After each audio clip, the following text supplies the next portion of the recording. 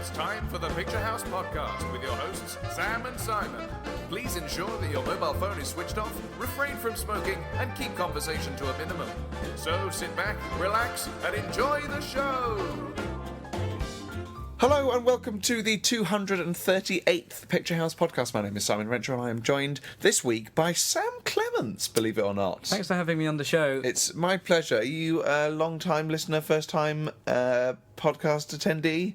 True. It's a fun fact. Great. Well, I'm glad that you've turned up because doing 237 of these on my own has been no fun whatsoever. So thanks for finally showing up. Hey, it's okay, man. I'm glad to be here. Good. I'm glad you've got my back. How are you? Are you well? I'm good, thanks. Doing 230 odd episodes on your own reminds me of the film we've just seen. Oh, yes. The Martian. Yeah, he does quite a lot of episodes on his own. Loads of podcasts on his own. Yeah. He's doing all these video podcasts. Yeah, he's vlogging pretty hard. Planet. He's like Zoella. He is just like Zoella, yeah. It's that was fun. We'll talk about that on next week's show. We will. But we are fresh from a screening and full of beans. But before then, we should talk about some other bits. Yeah, we should. We Let's absolutely get some bits should. out the way. Let's kick off with the Picture House Top 5. That's the top 5 highest-grossing films at Picture House Cinemas in the last week. Sam, please tell us what number 5 is.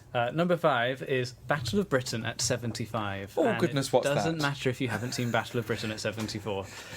It's totally fine. It works as a standalone piece. This is it's a live concert from the Royal Albert Hall with Radio 2, and it was in memory of the war. There was lots of people performing. Radio DJs were doing some readings, and it was a sort of a follow-on. Last year we did a big celebration around D-Day. Of a similar sort of setup at the Albert Hall, and this was around Battle of Britain and people who fought in that. Very good. It was a good thing to do with, Radio 2 were sort of they curated it. Oh, great! Well, I'm glad it had such a good turnout. Yeah, it was good. It was good, and just a one day, just like a one-off thing. So it did very well to be in at number 5. Number 4.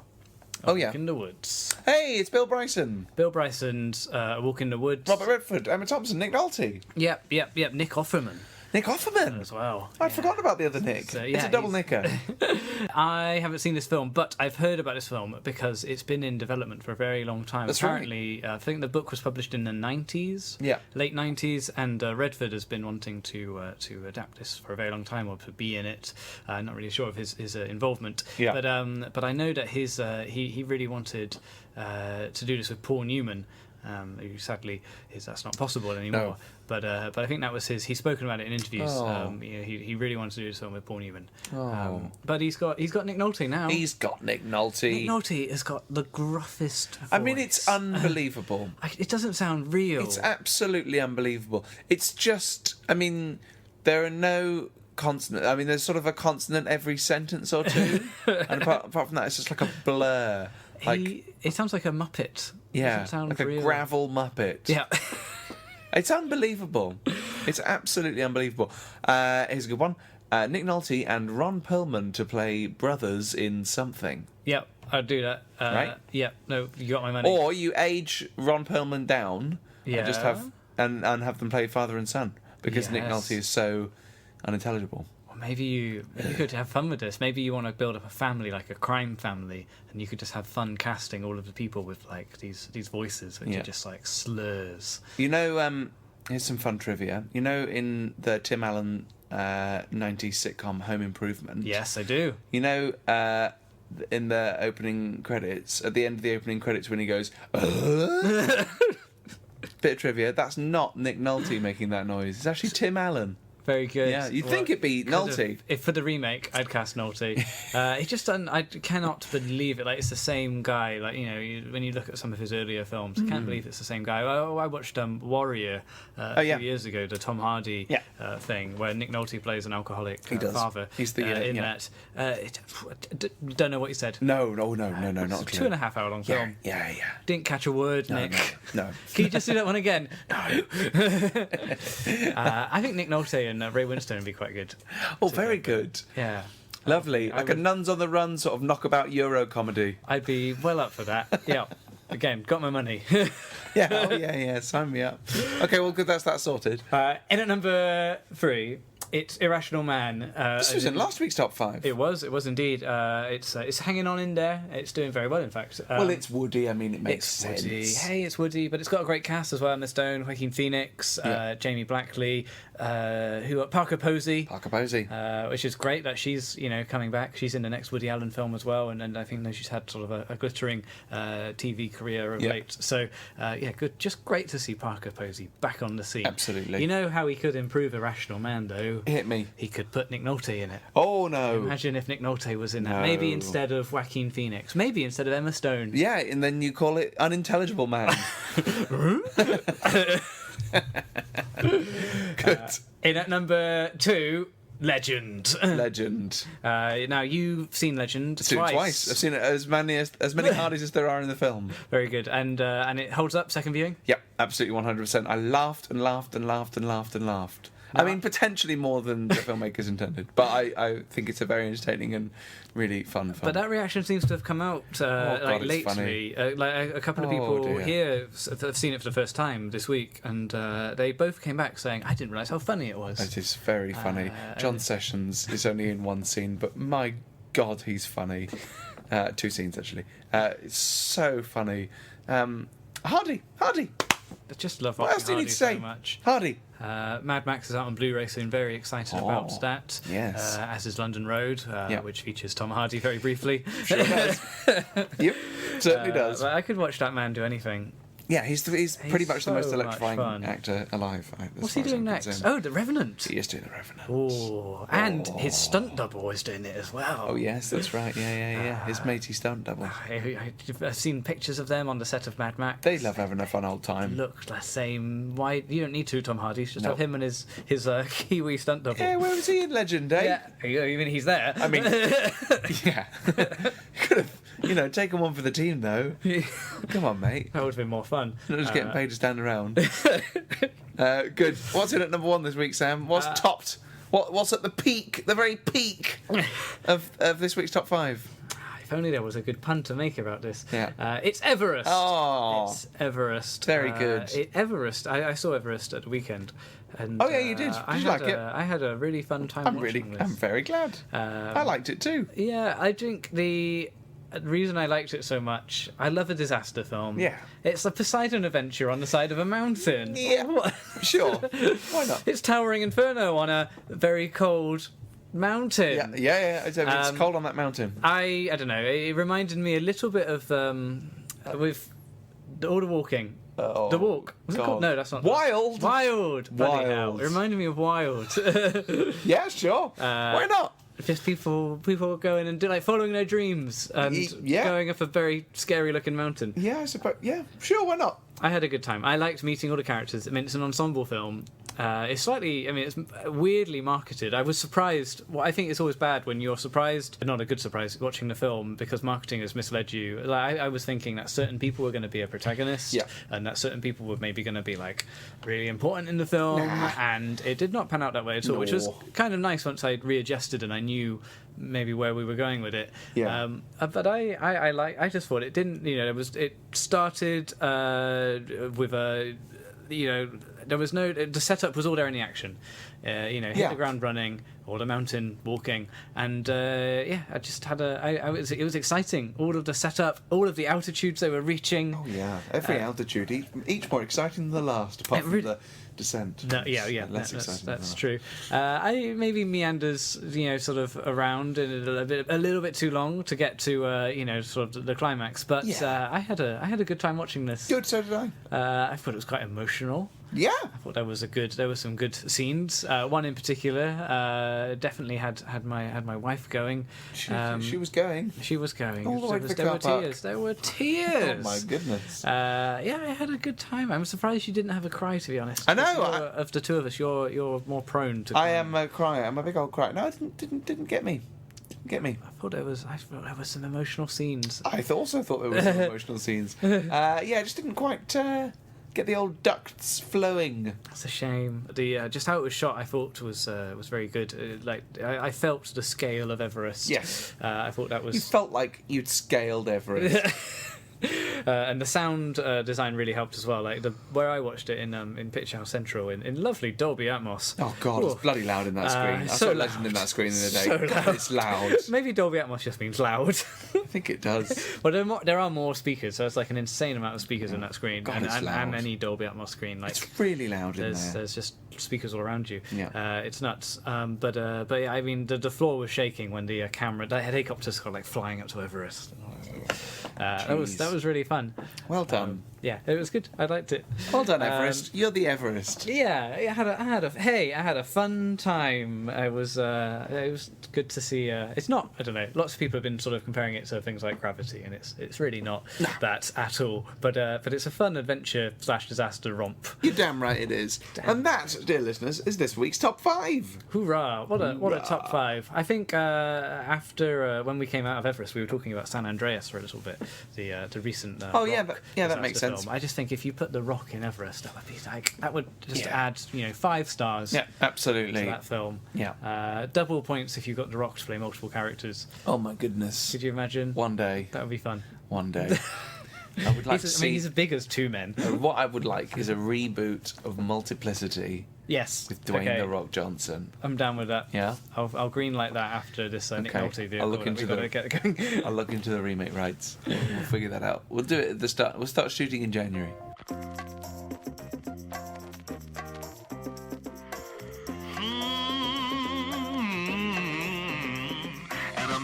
Picture houses is everything you could need.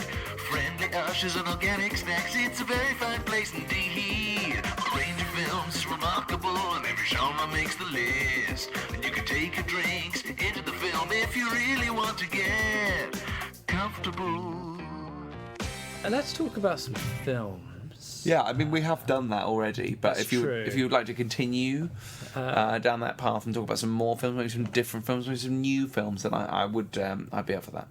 Okay, let's do it. Well, let's maybe have a little break from our voices. Maybe we should introduce a special guest. So, Life is out this week, listeners. It's the latest film from Anton Corbijn, Jeremy's brother.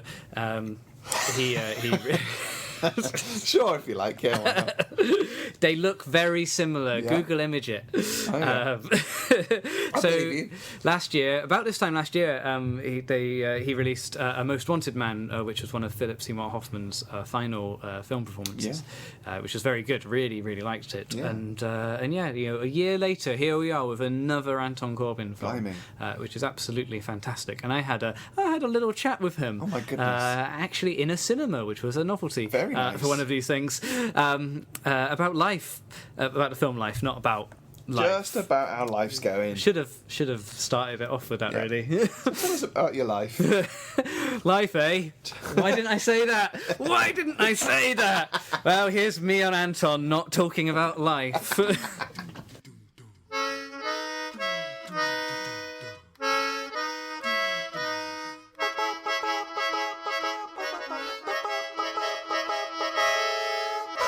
So thank you very much for talking to us today, Anton. Thanks for coming down so early to talk about life. Yeah. Well, life is 24/7, isn't it? That's very true. And we were just saying that you'd just come from one of our cinemas yesterday, Picture House Central, doing a Q&A. Yeah, wonderful. I'd not been there, I have to admit, and I was surprised how inviting it looks when you're up there. You know, you just want to see a film once you're in there. It's great. No, it's a nice house of film. Do you get to go to the cinema much with your must be very busy job? Yeah, it's crazy. I see very few films actually in cinemas. I still love the experience, but it's hard to find nice places. Where I live, there's maybe one really nice cinema. Also choosing the right film. Sometimes there's just weeks where there's nothing on. yeah, I guess in the summer. Now, Life is in cinemas very soon, and it doesn't feel like that long ago we had another film of yours, A Most Wanted Man. What was the like? To me, that sounds like a really quick turnaround. It is. Was that a busy one for you? Well, it was a quick turnaround, but not as quick as the release date suggests. Most Wanted Man. I went to Sundance with it in February 2014. Yeah. And it wasn't released till September, so there's already a half year that you lose. Oh, right. Yes. And live came very quickly after the edit of Most Wanted Man was finished. It was actually live was a bit pulled forward, and had very little prep for that. And it was only 28 shooting days. Oh, wow. So that was all very fast. Yeah. Did you prefer sort of just going straight from one film into another film? I didn't like it so much at the time. In retrospect, I think it was great to have done it like that. I initially had always said I'll do 3 movies, then I'll see if I become a director. And now by doing the 4th one straight away, then it gave me enough time to say I'm not doing a 4th film. For some reason. And so now, I'm really serious about making movies. Yeah. Fantastic. I'm glad to hear that, because you've had 2 excellent films in a row. So September next year, I'm already looking forward to. I don't think I'll be that quick. But. Now, Life is a film. It's a period film, and it looks like there's a lot of detail has gone into the surroundings as well as the costumes and production design in general. Yeah. With that short turnaround time, did you have much time to research this period and to sort of build this beautiful world that you have achieved? Well, I mean, there's always a lot of people working on a movie, so you're depending on how good people around you are, and they were very good. There's a lot of bits of films, a lot of stills that you can base all these things on. I mean, the problem was more the outdoor stuff, to find elements that look like New York. Excuse me, in the mid 50s, and we filmed everything in Toronto and Ontario. So Indiana became Ontario, New York was Toronto. It's hard, and of course the Times Square sequence is just impossible to find for real. That has changed so tremendously. Only the name remains in a way. So that was a build, both practical and CGI. Oh wow! I didn't realize that. I didn't realize that you shot in Canada even as well. That's it looks stunning. Yeah, I mean these things have always to do with finances, because it is a small film in that sense too. You've got an amazing cast on board, and, as well as Rob and Dane. You've also got Joel Edgerton and a really great supporting cast. Did you was it daunting to try and find especially like James Dean, who's someone who is very recognisable? Yeah, of course. James Dean was the hardest one in terms of what people expect from a character. Dennis Stock was a lot more freedom, because it's not on people's radar generally. Interesting enough, a lot of people see the name Rob Patterson and they instantly think that he's going to play James Dean. But the lead role is actually the photographer, so Rob has the lead role. But the screen time is even out between him and Dane. And Dane is such an amazing actor. He of course, put a lot of work into look more like James Dean than he normally does. But similarities, physical similarities can only you can only go that far, and you really have to have an actor that can embody that character truly, to make you believe you're watching that character. And I think Dane succeeded very well, and I always thought he would, but he was not easily convinced to do this, because James Dean is a big hero of his, as funny enough was Philip Seymour Hoffman. And I think it's very hard to play somebody who's a hero. You feel you can only disappoint. There's a lot of, I guess there's a lot of pressure there, both for him because of the being associated with such an iconic sort of person and what he brings to it. Did you, were you involved in sort of him preparing for the role? Did he sort of go off and in his own sort of silo do this research? And yeah, well, Dane to is somebody who comes very prepared to a set. He had 4 months to prepare, so he had to change his body to look like a 50s farmer boy, because that's what James Dean in a way looked like. And get the accent right, and he looked at any kind of footage that existed. There's a bit of a dancing scene in the film with the jukebox in a bar, and all these moves are studied from little bits that James Dean danced in a TV series. It's incredible. I mean, watching the film, whilst physical appearances, there's a resemblance. Yeah. He's not a spitting image, but it's his physicality and like how he moves and his presence on screen. Like it feels like a big star is there. Like when he's in the school in the dance and he has this weight to him, which must be quite special to be around on set. Yeah, no, it's great, the transformation. and he didn't want to be sort of taken out of that role, so he never looked at himself on screen and all that. But the accent was really good, and funny enough, I was with him in Deauville Film Festival a good week ago, and there was this lady who I'd met previous year too, an older lady, American, and she'd done a lot of stuff at James Dean, screen tests and all kind of stuff, and she took Dane aside and told him that the voice was spot on. That's incredible. And that was a great thing for him to hear, because there's not that many people who can tell you that. That's amazing. Yeah.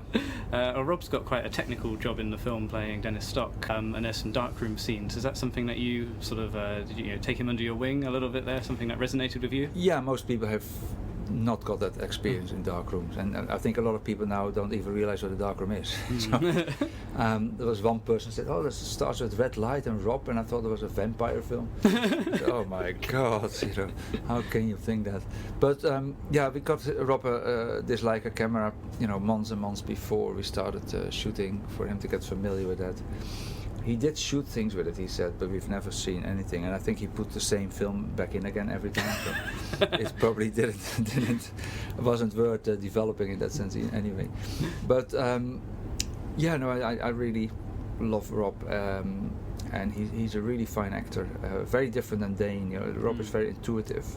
He approaches it differently, but the result is really good. I think that works well for the characters because they are so different, both coming from completely different worlds. But there is something there. Even at the reluctant kind of friendship that they form, it's really magical to see. No, there was a real parallel kind of thing there. Of course, Rob, I always feel that he takes interesting roles, roles that are interesting for him, and not necessarily the paycheck kind of decisions he makes. And he kind of wants to prove himself that he's an actor, even if it's just maybe to himself. And the character in the film that he plays is a photographer who wants to prove that he's a good photographer. So I like that element too to Rob for that character. That's brilliant. Well, thank you very much for talking to us today, Anton. Looking forward to playing the film in cinemas, and best of luck. Thanks so much. Thanks for coming over to talk about this. Two men, one podcast, no integrity. Live, oh live, oh live. Is that in the film? No.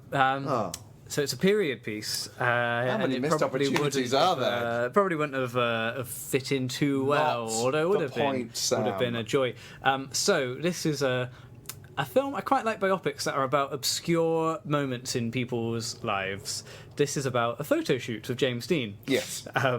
It's like I want to find the most obscure moment of a celebrity's life and make a film about it. Like Robert De Niro going into a newsagent's in Soho and buying a paper. Yeah, Marlene. But I'm going to do a 2.5-hour film about it. Marlene Dietrich eating a pasty. Yeah, 4 hours, 7 Oscars. It'll happen. Like the new Steve Jobs film by Danny Boyle. That's about sort of 3 moments in his life. Yeah, that's right. Yeah. I think it's a fun restriction to work in. Absolutely. So do micro biopics. Yeah. Anyway, I like it. So life. Right. All life. We follow Dennis Stock, who is a photographer of some note. Now we follow him at a point in his career where he was just sort of doing paparazzi shots at film premieres and just trying to earn a living that way. He's just trying to earn a crust of bread. He just wants to earn a pasty. That's all he wants to do. He is separated from his wife, and they have a child, and he has to support the child. And he's sort of just trying to make ends meet by doing these very sort of mind-numbing jobs. He's not enjoying it at all. He works for Joel Edgerton, who we recently saw in The Gift, which was fantastic. Oh yeah. Here he's maybe a little bit more of a straighter character, and sort of a bit of a mentor to young Dennis Stock. So he's the one who Dennis Stock says, look, right, there's this actor who I've seen in a film. He's brilliant. He's going to be huge. Yeah. He's called James Dean. Oh. And if I could just get a little bit of money together to go to New York and to do a photo shoot shoot with him. I promise it's going to be huge. And Joel Edgerton isn't having any of it. What do you mean? Who is this guy? Joel. But eventually their paths do cross at a glitzy party, and they strike up somewhat of a bit of a friendship. James Dean is a bit of a loner. We learn throughout the film that he's a farm boy, and he's just not really that enamoured by this sort of Hollywood lifestyle, all of the things he needs to do to promote his films. He's not interested in all that. He's too cool. So he escapes to New York, where this infamous photo shoot happened. And it's just, I guess, a few months of their lives when their paths cross and they do this thing. Bit of intertwining. And they talk about their bit of a road movie at times as well. They sort of escape together, and then they share some truths, which is good. It's kind of fun learning about this. I really like this period of Hollywood, the sort of new Hollywood where all these young stars were sort of coming out from the studio system, and maybe working with some of the old guard. We see Ben Kingsley in this film. Oh, yes, I remember Ben Kingsley from the trailer. Ben Kingsley playing Jack Warner. Studio boss Jack Warner. Yeah. It's very much done with a pinch of Saving Mr. Banks. Oh, okay. He doesn't particularly fit in. So I think Robert Pattinson and Dane DeHaan are very good in this film. So they downplay the whole thing, don't they? Yeah, they do. And actually, Robert Pattinson, I'm going to go out on a limb. I'm going to say it's his best performance. Whoa. Evs. Wow, that's huge. Really good in this film. It's really nice to see him do this. He is the protagonist, but the big figure in this is Dane DeHaan as James Dean. So it's kind of nice to see him being a little bit more restrained, sort of in the forefront, but always behind James. That's kind of fun to see him do. That sounds good. Also, he looks like he knows what he's doing. Like, he's doing things with the camera which look very authentic, and maybe that's Corbin, because Corbin's former life was as a photographer. So it feels like the photography and photographing someone doing photography is handled very well. And they recreate all of these. It's worth looking at the photos. This you can find them all online. James Dean Life magazine shoot, and just sort of seeing how they're recreated on screen. I spoke to someone from the office who's a huge James Dean fan, and she knows all of the photos. So when she was watching the film, it was she was just beaming. Oh wow! That was kind of nice. So it's probably worth going in, knowing a few of the shoots. Also, maybe checking out a few of the old of James Dean's films. East of Eden is the one which is mentioned a hell of a lot in this film. So if you go in having just seen East of Eden, it's kind of like this is like sort of a sequel to what happened to him after that film was released, and we first meet him at the premiere for East of Eden in this. Right. So that's your homework. That's lovely your prep. Bit of homework. Always nice to have a bit of homework. Love a bit of homework. Oh yeah. But yeah, Ben Kingsley, I maybe doesn't feel like he belongs in the same universe as the rest of the film. He's a cigar chomping kind of studio head. Okay. Want to be a star, don't you? Oh, I see. Yeah. There's definitely a bit of that going on. I can imagine. Yeah, but it's all good. He's slightly two-dimensional. Everybody else, I think, is very good. In it, and it's shot really well. It's not actually shot in. A lot of it takes place in New York, but it's like shot in Toronto or somewhere. Like they double somewhere up for New York, and it looks beautiful. Good. So what else is out this week? Oh my goodness! I'll tell you what's out this week, Sam. Out this week we have a rather good film which I very much enjoyed, called Miss You Already. Now, let me tell you about Miss You Already, Sam. Miss You Already is directed by Catherine Hardwicke. Catherine Hardwicke, who we have known and loved for many years, since Lords of Dogtown. Yes. Since 13. Yes. Since Twilight. Twilight, yeah. No, she was Twilight that had the Spider Monkey reference in. You name it. You name it. Catherine Hardwicke directed it. The writer is Morwenna Banks. You may know Morwenna Banks from excellent 90s sketch show Absolutely, which is very, very, very, very, very good indeed. Yes. Everyone's favourite Gaelic sketch show. And she is also married to David Baddiel. Mm-hmm. She's also an excellent performer in her own right, and she's written this film. That's very exciting. You've left out the fact that she's the voice of Mummy Pig in Peppa Pig. She is also that. That's huge. Yeah. That's pretty huge. It's huge. I can't believe that Mummy Pig has written a film that stars Drew Barrymore and Toni Collette. Well, exactly, and that brings us on to our stellar cast. Now, Sam, who doesn't love Toni Collette? I'm not going to put my hand up, because that would be a lie. You're not going to put your hand up. I'm not going to put my hand up. And in fact, all hands across the world will remain down. That's true. Because Toni Collette is amazing. She is very good. In everything. Here's an excellent recommendation, listeners. If you haven't seen it already, I wholeheartedly recommend In Her Shoes. Yes. With Cameron Diaz and Toni Collette. It's a wonderful film. Really, everything that I was not expecting it to be. And I loved it. I really loved it very deeply. Well, Collette is back, and I think this might be one of her best performances. Oh, wow, okay. Ever. That's huge. So she plays a woman called Millie, who is a British woman who has engaged in a lifelong friendship with her friend Jess, who's played by Drew Barrymore, who's an American living in the UK. They've been friends ever since they were teenagers, and they have grown up together and are the closest that best friends can possibly be. Now, Millie gets married to a rock star, played by Dominic Cooper. Excellent casting. Yeah, absolutely. And Drew Barrymore gets together with a lovely man called Jago. Okay. Played by Paddy Considine. Wow, that's a name. Some coupling, right? That's one hell of a name. Yeah, oh yeah, absolutely. They are at somewhat of a crossroads in their friendship. A couple of key things happen as the film opens, which change their lives forever. Firstly, Toni Collette is diagnosed with cancer, and secondly, Drew Barrymore gets pregnant. Oh, wow. Drew Barrymore and Paddy Considine have been trying to get pregnant for a long time. They've not been able to manage it. One half of the best friendship has wonderful news, and the other half of the best friendship has devastating news. Now, Toni Collette tells Drew Barrymore that she has cancer, and Drew Barrymore is unable to tell Toni Collette that she's pregnant, even though it means more to her than anything else in the world. She doesn't want to upset her friend, to overshadow her, to cause her any more pain or discomfort than she's already going through, and that's how we begin. And this is Miss Your. It's about their fractured relationship and how it's tested by these huge life things. And you know what? It's very good. Okay. There is a lot going for this film. Firstly, emotional truth and honesty. One of my favourite things. That's important. This film does not sugarcoat cancer. And that is very important. It's something that Maureen has talked about a lot. It really feels like a truthful and brutal experience.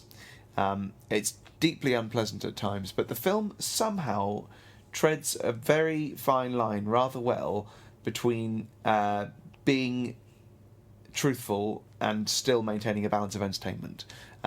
There's a lot of really great, really fun humour in this film. But it is tough stuff, and that's where Collette comes into her own. I mean, she's absolutely stunning. She's the best thing in the film. Okay. I can't dream of. She's absolutely excellent in it. But again, in terms of sugarcoating, it's not like a glossy, saccharine, dare I say it, Nicholas Sparks sort of thing.